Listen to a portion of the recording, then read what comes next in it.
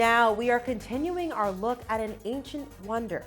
The Great Barrier Reef has been around for 25 million years, but now it's facing catastrophic threats because of climate change. As the waters around the reef get warmer, the coral ejects the algae that gives it its color, leaving it a bleached white. Now today, Keith Kosinski is in Australia to explain why losing the Great Barrier Reef impacts more than just a treasured destination. In our series, A Reef in Danger.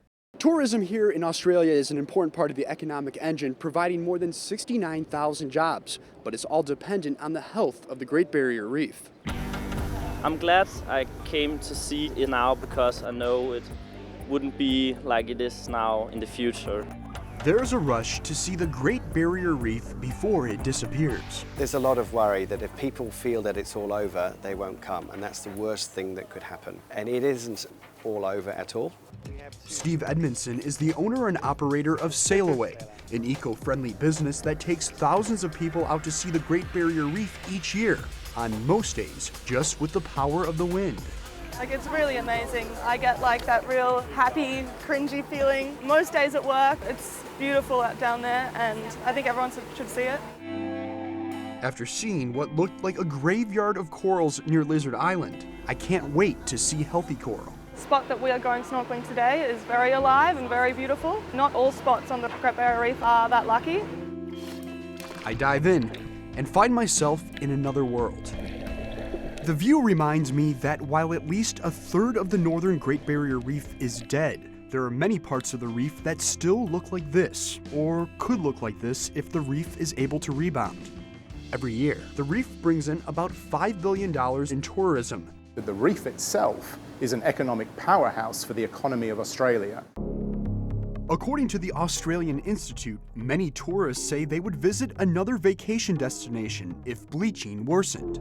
It's such a concern, the Australian Department of Environment asked UNESCO, the World Heritage Centre, to remove the Great Barrier Reef from a list of sites at risk from climate change. When you received word that the Department of the Environment asked UNESCO to remove Australia and the Great Barrier Reef from that recent report, how did it make you feel? Well, the scientific community in general, in fact the general public, were outraged that Australia put pressure on UNESCO to basically hide a report that said that the Barrier Reef was vulnerable to climate change. I mean, scientifically that's not a surprise, and it's a silly thing to try and hide. I think it was also very disappointing that UNESCO bowed to that pressure. When we reached out to the Australian Department of Environment, they responded with this statement. The department expressed concern that giving the report the title Destinations at Risk had the potential to cause considerable confusion. But it's not just the tourism business at risk. In the developing world, coral reefs are critically important for people's livelihoods, for their food security. So there's an economic and social dimension to coral reefs that's critically important. Coral reefs are home to a quarter of all marine life on the planet.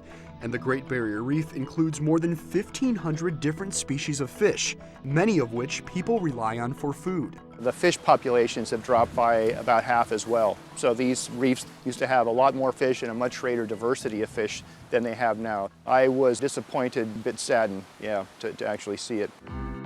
Scientists say don't give up on the Great Barrier Reef just yet. The Great Barrier Reef is a very diverse system. Lots of reefs throughout the Great Barrier Reef survived this bleaching event. We're going back into the field to continue to monitor how much of the mortality has happened following this bleaching event.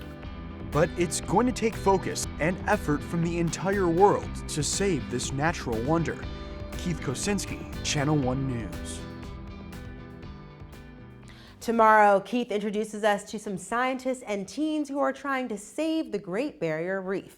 And if you just can't get enough of the underwater view, be sure to check out Keith and Ronnie's behind-the-scenes underwater adventure over at channel1.com. It took a lot of takes. I just could not stay under there long enough to get the right shot. And so Ronnie, you take out this snorkel, like, Keith, you need to stay under there a little longer.